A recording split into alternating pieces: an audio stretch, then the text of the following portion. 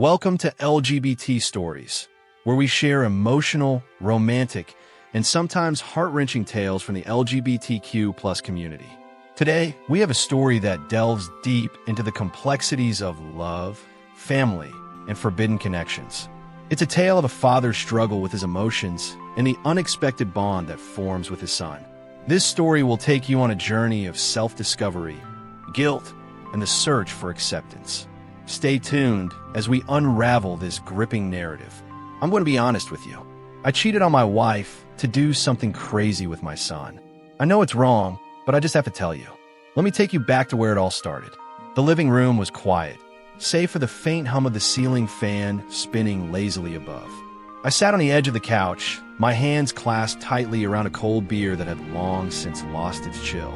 Outside, the late summer sun dipped low on the horizon, casting long shadows across the room. It was one of those evenings where everything felt suspended. Time, emotions, even the air itself seemed heavier than usual. My wife was out again, another business dinner that I no longer believed in. Her absence wasn't new. It had become routine over the past few years.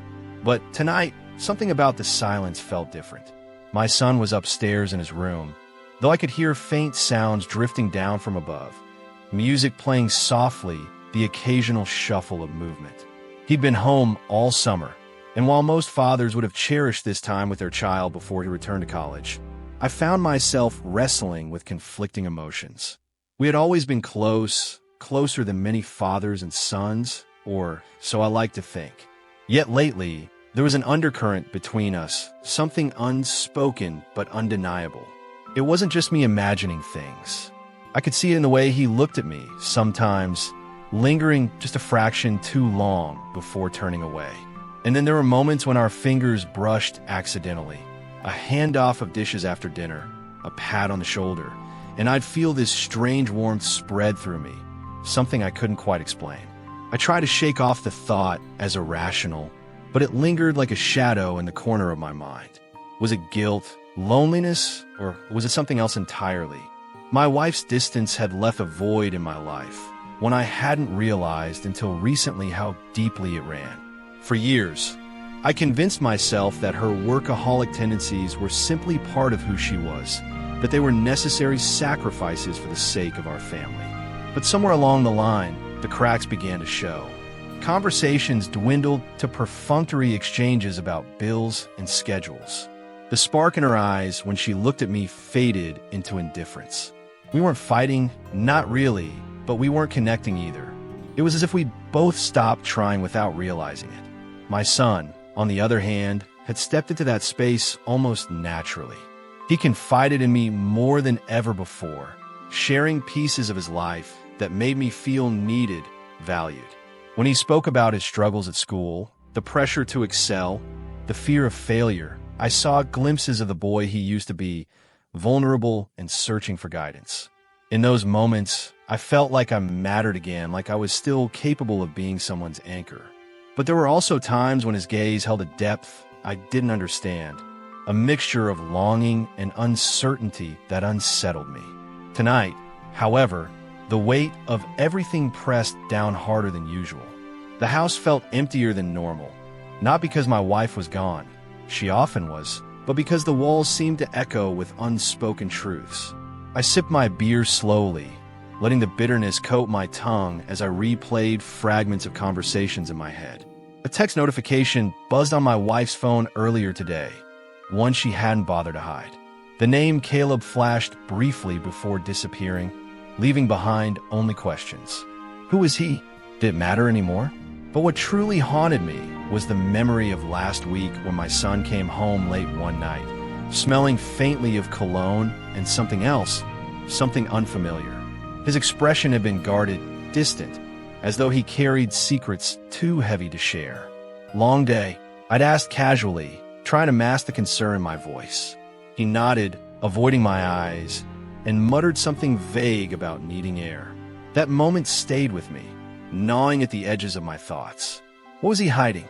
Why did I care so much? As the minutes ticked by, I realized I couldn't sit here any longer, stewing in my own unease. Pushing myself up from the couch, I set the half-empty glass on the coffee table, and headed toward the staircase. Each step creaked softly beneath my feet, amplifying the quietness of the house. When I reached my son's door, I hesitated, my hand hovering midair. Knocking felt formal somehow, intrusive even, but standing there silently felt worse. Finally, I tapped lightly twice. "Come in," came his muffled reply. Pushing the door open, I found him sitting cross-legged on his bed, headphones dangling loosely around his neck. His laptop was open beside him, the glow of the screen illuminating his face. He glanced up as I entered, offering a small smile that didn't quite reach his eyes. "Hey, Dad," he said, his tone casual but tinged with curiosity. "Everything okay?" I nodded, though the question hung awkwardly between us. Everything wasn't okay. Not really, but saying so felt impossible. Instead, I leaned against the doorway, crossing my arms loosely over my chest. "Just checking in," I replied, forcing a lightness into my voice that I didn't feel. "You've been quiet lately." He shrugged, looking down at his hands. "Just thinking, I guess." There was a pause, long enough for me to notice the tension in his shoulders. Then, quieter, he added about stuff. "What kind of stuff?" I prodded gently, taking a step further into the room. The mattress dipped slightly as I sat down beside him, careful not to crowd him. Up close, I could see the faint smudges of exhaustion beneath his eyes, the subtle lines of stress etched into his forehead. Whatever he was carrying, it weighed heavily on him. He hesitated, his fingers tracing absent patterns on the blanket. "Mom's never around anymore," he said finally, his voice barely above a whisper. "And you seem sad like all the time." His words hit me like a punch to the gut, knocking the breath from my lungs. Sad? Was that how I appeared to him? I wanted to deny it, to tell him he was wrong, but the truth lodged itself firmly in my throat. Instead, I reached out instinctively, placing a hand on his arm. "I'm sorry if I've been distant," I murmured, my voice thick with emotion. "Things have been complicated." He turned to look at me then, his gaze piercing in a way that caught me off guard. "Complicated doesn't mean hopeless though, right?" he asked, his tone softer now, almost pleading. "You deserve better, Dad. Better than this." The sincerity in his voice broke something inside me, unleashing a flood of emotions I'd kept buried for far too long. Tears pricked at the corners of my eyes, blurring my vision as I stared back at him. How had we gotten here? How had my marriage unraveled so completely, leaving me clinging to my son for solace? And why did his words feel like both a lifeline and a condemnation? "I don't know what I deserve anymore," I admitted quietly, the admission raw and painful. "But thank you for saying that." For a moment, neither of us spoke. The silence stretched between us, fragile yet charged, as though the smallest movement might shatter it. Then, tentatively, he reached out, covering my hand with his own. His touch was warm, grounding, and for the first time in weeks, or maybe months, I felt like I could breathe again. But as comforting as the gesture was, it also stirred something deeper within me, something I couldn't quite name. It was familiarity mixed with something else, something dangerously close to longing. I pulled my hand away abruptly, standing up and smoothing non-existent wrinkles from my shirt. "It's getting late," I said quickly, avoiding his eyes. "You should get some rest." He nodded, though I could see the confusion flickering in his expression. "Good night, Dad," he said softly, his voice laced with concern. "Good night," I replied, closing the door behind me as I left. Back downstairs, I sank onto the couch once more, my heart racing despite the calm exterior I'd forced upon myself. The encounter with my son replayed in my mind, each word, each touch magnified in hindsight. Something had shifted tonight, and the craziest part was that I would never have expected what would come next. The next morning, I woke early, unable to shake the restless energy coursing through my veins. Sleep had been elusive, fragmented by dreams that blurred the boundaries between reality and imagination. In them, my son's face loomed large, his eyes filled with a mixture of tenderness and something darker, something I couldn't quite place. Each time I woke, gasping for air, the memory of his touch lingered on my skin, phantom sensations that refused to fade. By the time I dragged myself out of bed, the house was eerily silent. My wife had already left for work, her side of the bed cold and untouched. My son was nowhere to be seen, likely still asleep upstairs. For a brief moment, I considered making breakfast, attempting to impose some semblance of normality on the chaos swirling inside me. But the thought of pretending everything was fine felt suffocating. So instead, I poured myself a cup of coffee and retreated to the backyard. The cool morning air was a welcome contrast to the heat building in my chest. I settled onto the porch steps, cradling the mug between my hands as I stared out at the empty yard. The grass needed cutting, leaves scattered haphazardly across the ground, remnants of a summer that refused to let go. It struck me then how symbolic the scene was, our lives like the yard, overrun with neglect, untended spaces where weeds had taken root. As I sat there, lost in thought, the sound of footsteps behind me startled me from my reverie. Turning, I saw my son approaching, his hair tousled from sleep, a hoodie draped loosely over his shoulders. He hesitated for a moment, as though unsure whether to join me, then lowered himself onto the step beside me. Neither of us spoke immediately. The silence stretched between us like a taut wire. "You're up early," he said finally, his voice rough with sleep. "So are you," I replied, offering a weak smile. "Couldn't sleep." He shook his head, wrapping his arms around his knees. "Not really. Too much on my mind, I guess." I nodded, understanding implicitly what he meant. The weight of unspoken thoughts, unresolved feelings. It was a burden we both carried, albeit for different reasons. Yet sitting here now, side by side, I couldn't help but wonder if the distance between us was narrowing, inch by imperceptible inch. We sat like that for a while, watching the clouds drift lazily across the sky. The quiet between us wasn't uncomfortable exactly, but it was charged, electric, as though the air itself vibrated with unspoken words. Eventually, he broke the silence, his voice hesitant but steady. "Dad, can I ask you something?" I turned to look at him, surprised by the seriousness in his tone. "Of course," I said, setting my mug aside. "What is it?" He took a deep breath, his gaze fixed on the horizon. "Do you ever feel like you don't belong anywhere? Like no matter what you do, you're always on the outside looking in?" The question caught me off guard, striking a chord deep within me. I opened my mouth to respond, then closed it again, unsure of how to articulate the jumble of emotions his words stirred. Finally, I settled for honesty. "Yes," I admitted softly. "Sometimes I do." He nodded, as though my answer confirmed something he'd suspected all along. "Me too," he said, his voice barely audible. "I mean, I know I should feel lucky, good grades, supportive parents, all that. But sometimes it feels like none of it matters. Like I'm just going through the motions, waiting for something real to happen." His confession left me speechless. The vulnerability in his voice rendered me momentarily helpless. Reaching out, I placed a hand on his shoulder, squeezing gently. "You're not alone in feeling that way," I told him, my voice trembling slightly. "Life has a way of making us feel disconnected, even when we're surrounded by people who love us." He glanced at me then, his eyes searching mine, as though seeking reassurance. "Do you think it gets better?" he asked, his tone almost childlike in its simplicity. I wanted to tell him yes, to promise him that everything would fall into place eventually, but the truth was, I didn't know. My own life felt like a series of unanswered questions, a puzzle missing key pieces. Instead, I settled for the only certainty I had. "I think we find ways to cope," I said carefully. "And sometimes those ways bring us closer to the people who matter most." His gaze softened, a flicker of gratitude passing across his features. "Thanks, Dad," he murmured, leaning into my touch. "That means a lot."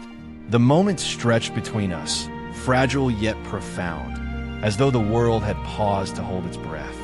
And then, almost imperceptibly, something shifted. His hand moved to cover mine, his fingers intertwining with mine in a gesture that felt simultaneously natural and forbidden. I froze, my pulse quickening as I registered the warmth of his skin against mine. The intimacy of the connection we'd unwittingly forged felt both comforting and perilous. "This feels nice," he whispered, his voice barely audible. "Being here with you like this. I should have pulled away. I should have put an end to whatever this was before it spiraled out of control. But I didn't. Instead, I let myself sink into the moment, into the comfort of his presence, the steadiness of his touch. For the first time in what felt like forever, I felt seen, truly seen, in a way that transcended roles and expectations. Here, in this quiet corner of the world, I wasn't just a father or a husband. I was simply me, flawed, human, and achingly alive. But even as I basked in the warmth of the moment, a small voice in the back of my mind whispered warnings, reminders of the boundaries we were dangerously close to crossing. This wasn't right, not in the conventional sense of the word. Yet the pull between us was undeniable, a magnetic force that defied logic and reason. Eventually, he released my hand, shifting slightly to create distance between us. The loss of contact sent a pang of longing through me, sharp and unexpected. "We should probably head inside," he said, his voice tinged with reluctance. "Breakfast?" I nodded, standing up and brushing imaginary dirt from my jeans. "Sure," I replied, forcing a smile that didn't quite reach my eyes. "Let's go." As we walked back into the house together, the weight of what had transpired settled heavily on my shoulders. The line between comfort and complicity had blurred, leaving me uncertain of where one ended and the other began. All I knew for certain was that something fundamental had changed, and there was no going back. But the story didn't end there. The days that followed were a delicate balancing act. Each interaction between my son and me was fraught with unspoken tension. We went about our routines as though nothing had happened, exchanging pleasantries over meals and discussing mundane topics like laundry and grocery lists. On the surface, everything appeared normal, but beneath the veneer of everyday life, the air crackled with an intensity neither of us dared to acknowledge. Every glance, every accidental brush of hands, carried a weight that threatened to tip the fragile equilibrium we had constructed. One afternoon, as I folded laundry in the living room, I caught sight of my son lounging on the couch, scrolling idly through his phone. The sunlight streaming through the windows bathed him in golden hues, highlighting the angles of his face and the faint stubble along his jawline. He looked older somehow, less like the boy I'd raised, and more like a man navigating complexities far beyond his years. Watching him, I felt a pang of guilt mixed with something else, something I couldn't quite name but recognized as dangerous. "Need help with that?"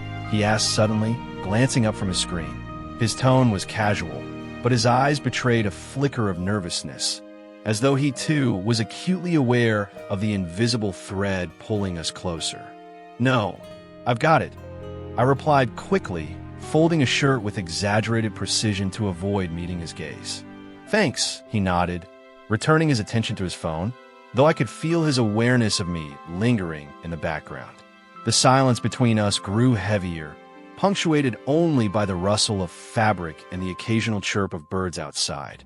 I focused intently on the task at hand, willing myself to stay grounded, to resist the pull of whatever it was that drew me toward him. But resisting became increasingly difficult. Later that evening, as I prepared dinner, my son wandered into the kitchen, leaning against the counter with an ease that belied the tension simmering beneath the surface. "Smells good," he commented, his voice soft but deliberate. "What's on the menu?" "Chicken stir-fry," I answered, stirring the pan absently. "Nothing fancy." "It's perfect," he said, his gaze locking onto mine. "Simple is good sometimes." His words hung in the air, layered with meaning that extended far beyond the context of dinner. I swallowed hard, turning my attention back to the stove to avoid the intensity of his stare. "Well, it'll be ready soon," I managed, my voice betraying a slight tremor. "Why don't you set the table?" He complied without argument, moving around the kitchen with a grace that made my heart ache as he placed plates and utensils on the table. I stole glances at him, noting the way his movements were both purposeful and unhurried. There was a rhythm to him, a quiet confidence that reminded me of someone I liked when I was his age. He radiated a warmth that felt uniquely his own. Dinner passed in relative silence, the clinking of forks against plates filling the gaps where conversation should have been. My wife called to say she'd be working late again. Her voice was clipped and distracted, and I murmured a non-committal response before hanging up. The absence of her presence loomed larger than usual, creating a vacuum that my son and I instinctively filled with shared glances and fleeting smiles. After clearing the dishes, we settled into the living room, the television providing a neutral backdrop to the charged atmosphere. My son sat close to me on the couch, his leg brushing against mine as he adjusted his position. I stiffened momentarily, the contact sending a jolt of electricity through me, but he didn't seem to notice, or perhaps he chose not to react. "Dad," he said suddenly, breaking the silence. "Can I ask you something?" I turned to face him, my stomach tightening with apprehension. "Sure," I replied cautiously. "What is it?" He hesitated, his fingers tapping nervously against his knee. "Do you ever think about what happens next, after everything falls apart?" His question caught me off guard. Its ambiguity masked a depth I wasn't prepared to confront. "Next," I echoed, buying time as I processed his words. "You mean with your mom and me?" He nodded, his gaze unwavering. "Yeah, I mean, it's obvious things aren't great between you two, and I guess I'm wondering what comes after that for you." I exhaled slowly, the weight of his inquiry settling heavily on my chest. "I don't know," I admitted, my voice barely above a whisper. "I haven't let myself think that far ahead." "But you must have thought about it," he pressed gently, his tone coaxing rather than demanding. "Even a little," I nodded reluctantly, the truth spilling out before I could stop it. "Sometimes, yeah. I think about starting over, finding a way to rebuild, but it's scary. Letting go of something you've built your whole life around. It's not easy." He reached out, his hand covering mine in a gesture that felt both comforting and perilous. "You don't have to figure it all out right now," he said softly. "But I want you to know, whatever happens, I'll be here, okay?" Tears welled in my eyes. The sincerity in his voice unraveled the defenses I'd spent years constructing. "Thank you," I whispered, my voice cracking under the weight of emotion. "That means more than you know." For a long moment, we sat there, our hands intertwined, the world outside fading into insignificance. The connection between us was palpable, a living thing that pulsed with a life of its own. And though I knew we were treading dangerous waters, I couldn't bring myself to pull away. Eventually, he stood, releasing my hand with a reluctance that mirrored my own. "I should probably turn in," he said, his voice tinged with regret. "Big day tomorrow, right?" I murmured, watching as he walked toward the stairs. "Good night," he said softly, pausing at the foot of the staircase to glance back at me. "Sleep well." As he disappeared upstairs, I sank deeper into the couch. The enormity of what we'd shared pressed down on me. The line between maternal affection and something more complex had blurred irreversibly, leaving me adrift in a sea of conflicting emotions. I wanted to believe that we could navigate this safely, that the bond we shared was strong enough to withstand the challenges ahead. But deep down, I feared that the path we were on led only to heartbreak for both of us. The following days unfolded in a haze of heightened awareness, each moment saturated with the knowledge that we were teetering on the precipice of something irreversible. My son and I continued to orbit each other cautiously, our interactions marked by a mix of restraint and inevitability. Yet despite our efforts to maintain distance, the gravitational pull between us grew stronger, drawing us inexorably closer with every passing hour. But then one evening, as rain pattered steadily against the windows, it happened. I found myself in the kitchen, chopping vegetables for a soup that neither of us particularly wanted. The rhythmic motion of a knife slicing through carrots and celery provided a temporary distraction, but my thoughts kept circling back to my son. He'd been unusually quiet all day, retreating to his room after dinner and emerging only briefly to grab a snack before disappearing again. The house felt smaller somehow, the walls closing in as the storm outside intensified. Unable to shake the unease gnawing at me, I decided to check on him. Climbing the stairs, I paused outside his door, listening for any sign of movement. When none came, I knocked softly, calling his name. You okay?" There was a beat of silence before he responded, his voice muffled but clear. "Yeah, come in." Pushing the door open, I stepped inside, taking in the dimly lit room. He was lying on his bed, staring up at the ceiling, his expression unreadable in the faint glow of his bedside lamp. "Everything all right?" I asked, closing the door behind me.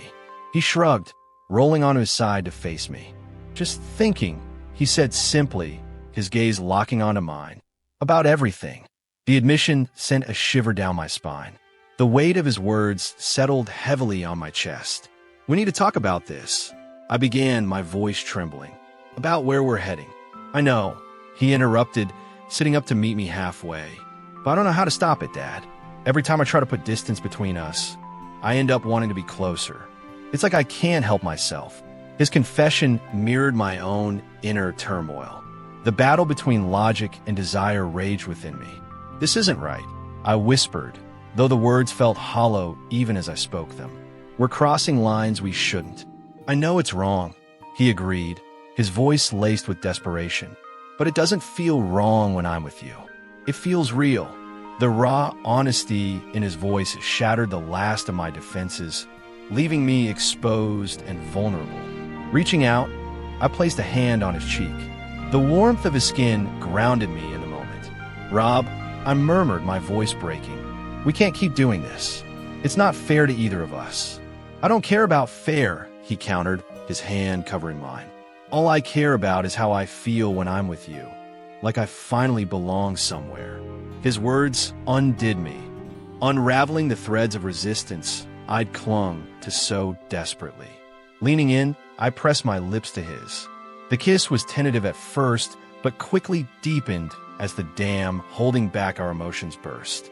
His arms wrapped around me, pulling me closer until there was no space left between us. The world outside faded into insignificance, leaving only the heat of our bodies and the pounding of our hearts. After what felt like hours of heavy kissing, we went further. I noticed myself grabbing him in places I would only touch my wife, and I noticed it had already grown large. To be honest, it was quite exciting for me. So, as I said, we went further. I know it is wrong, so wrong, but I just couldn't hold myself. I also don't know why. When he finished, we finally pulled apart, breathless and trembling. The reality of what we'd done crashed over us like a tidal wave.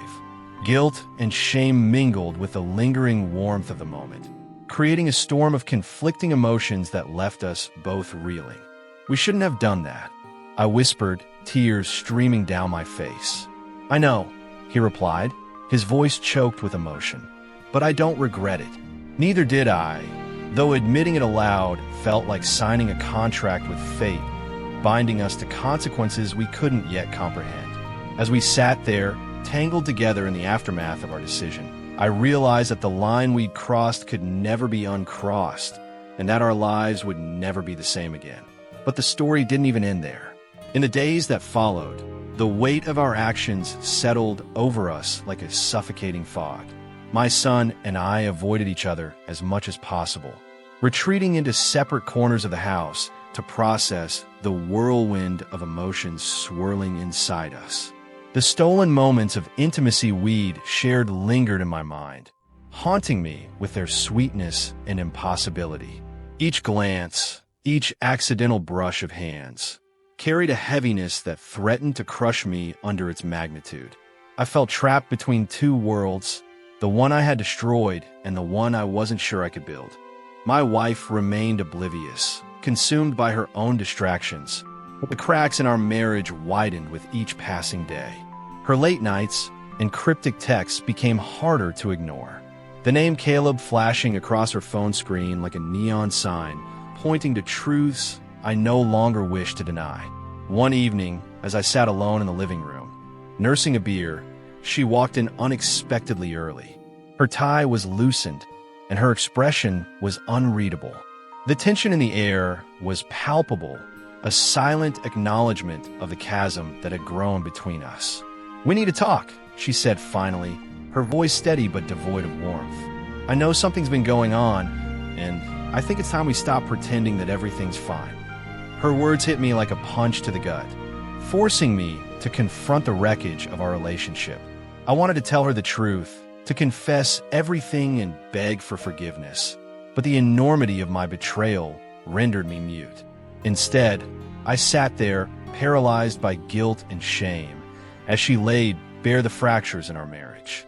"Maybe that's the problem," she said bitterly.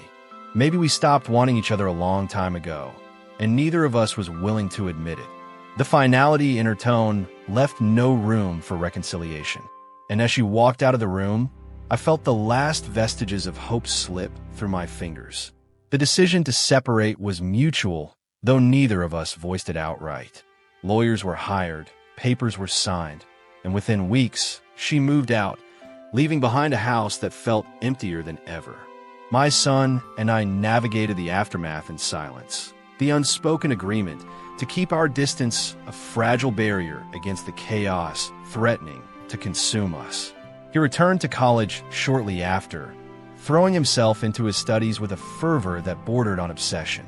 Our phone calls became shorter, less frequent, until they tapered off altogether.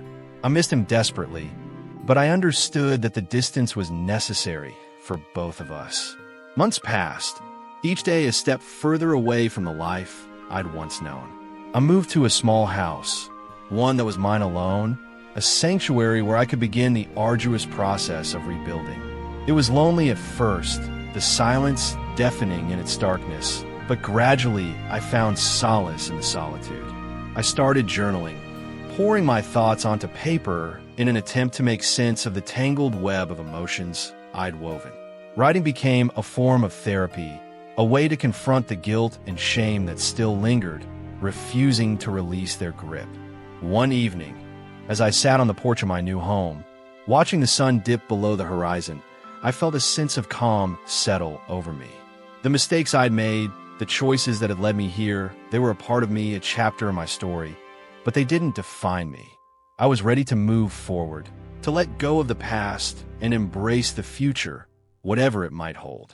As the last rays of sunlight faded into darkness, I allowed myself to imagine a life beyond the wreckage.